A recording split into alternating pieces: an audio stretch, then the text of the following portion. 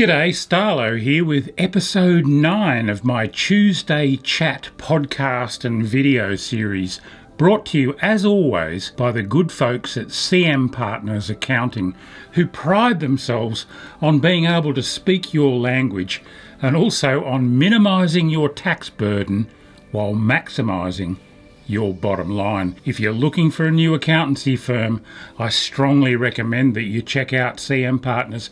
If you use the link in the description down below and tell them that Starlo sent you, they'll give you a free, no strings attached consultation to talk about how they can help your business. This episode of my Tuesday Chats will actually be the last in this current series. I'm going to take a break of a few weeks or a month or so because I've got some other projects on the go. But if you're keen to see it back, let me know. Give me a thumbs up down below and maybe make a comment, and I'll try and get them going again later in the year. In this episode of the Tuesday Chat, I want to talk about what I believe to be 3 of the biggest challenges facing the passionate pastime of recreational angling into the next couple of decades. And I want to begin by looking at something that these days is rather trendily called social license, but a lot of us oldies know it better simply as public approval or support. So in fishing terms, how much public approval and support does recreational fishing have? What percentage of the general public, and particularly the non-fishing general public, support or at least approve of what we do? It's an interesting question, and the whole social license thing changes over time. It's really interesting to look at. Take an example of something like cigarette smoking. Go back to the middle of the 20th century, and cigarette smoking had quite a high social license, to the extent where soldiers on the battlefront were often issued with packets of cigarettes right alongside their rations. You couldn't imagine that happening today. The social license for cigarette smoking has really slipped. Look at commercial whaling as another really good example. Believe it or not, that occurred right up until 1978 in Australia. But these days, you ask most people if they'd support the killing of whales, and the vast majority are going to be opposed. So social license does change over time. Other examples include things like horse racing and greyhound racing. Their social license has also been slipping in recent times. These are all things that enjoyed fairly widespread support in the latter half of the 20th century, but things have changed. Now, a lot of people might put that down to wokeness, which they equate with weakness. But if you ask those same people where they stand on slavery, the vast majority would say that they were completely opposed to it. And yet back in the 16th and 17th century, slavery had quite a high social license. So things do change, and we need to recognise that as fishers. So is the social license for what we do steady, growing, or declining? It's an interesting question. The Fisheries Research Development Corporation, or FRDC, did a survey back in 2018 that showed that approval for recreational fishing was running at around 61% at that time. In other words, 61% of the population thought that recreational fishing was quite acceptable. Another 18 and a bit percent thought that it was reasonably acceptable. So you put those two figures together and you come up with a better than 79% support for what we're doing, which is really good. By contrast, only 8.2% of people surveyed said that they didn't approve of recreational fishing, and a further 12.7% were undecided. They're very positive figures, but I bet that if you'd run that same survey 30 years earlier in 1988, you'd have found a higher social license or approval for recreational fishing.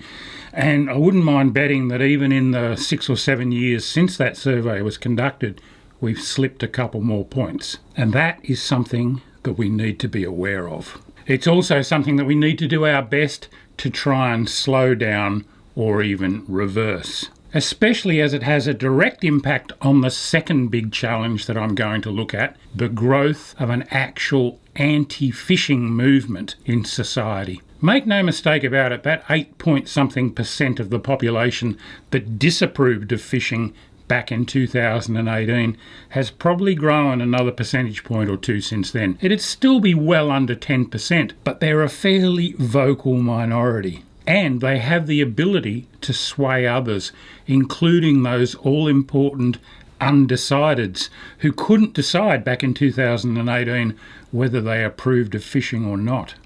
Basically, the anti-fishing group can be broken into two different categories. There are those who oppose recreational and often commercial fishing on environmental grounds because they believe it's not sustainable and that we're taking too many fish from a shared resource. And then there are those people who are ethically or even religiously opposed to the killing of any animal or the inflicting of what they see as cruelty upon animals. And naturally enough, there's a bit of overlap between those two groups as well. I guess the important thing to say about this anti-fishing lobby is they're not going away, and that just digging our heels in and claiming that fishing is our right is not going to counter their arguments. We need to rely on the science, both about the sustainability of what we're doing and also about the fact that the best science indicates that fish do not feel pain in the way that we understand it. And you can look up some of that stuff online. There's some pretty solid science about it. You need to be well versed in all of that, and you need to be ready to present your arguments to people who claim that fishing is a cruel sport. Personally, I've got no problem at all with someone who refuses to knowingly kill animals or to eat meat or whatever. That is absolutely their right to choose that path. It's when they start trying to force it on the rest of us that it steps over the line. That's not democratic and it's not freedom. And we've seen from history where a small minority enforcing their views on the rest of society can lead us, and it's not pretty.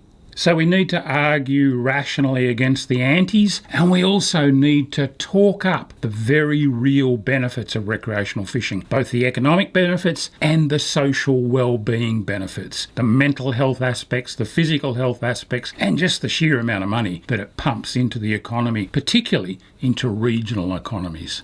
And that brings me to the third big challenge that I see facing recreational fishing across the next couple of decades, and that is the environmental challenge. Under this heading come issues of sustainability and impacts on our aquatic environments. And interestingly, after many decades of gradual improvement in a lot of areas in terms of water quality, cutting back on pollution, getting rid of habitat destruction, we actually seem to be losing ground again in some areas because of things like microplastics in the environment, climate change, and just the sheer growth in population that's putting more and more pressure on our fisheries resources as well as every other form of resources on the planet.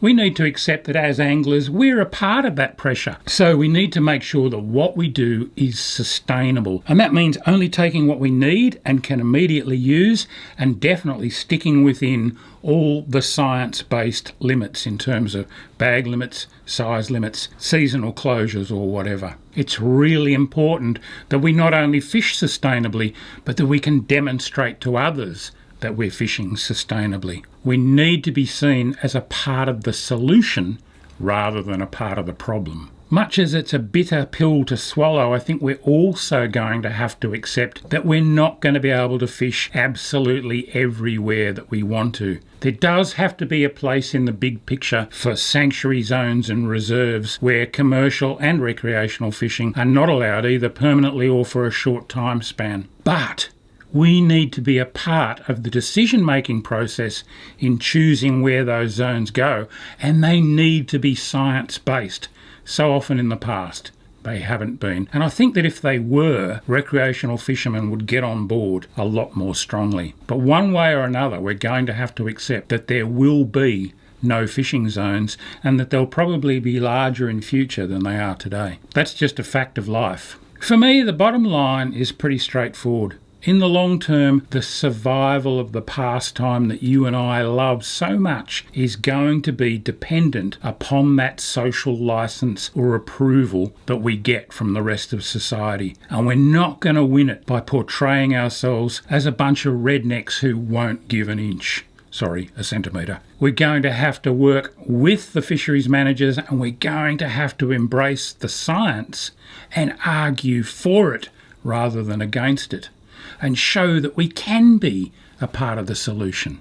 just on a day-to-day basis, we also really need to think about the things that we're doing in the public eye. And the public eye is a lot more wide open these days, thanks to things like social media. Before you make that post on Facebook or Instagram, ask yourself how a non-fisher might view what it is that you're putting on there. And if it's going to offend them or it's going to turn them against fishing, don't make the post. It's as simple as that.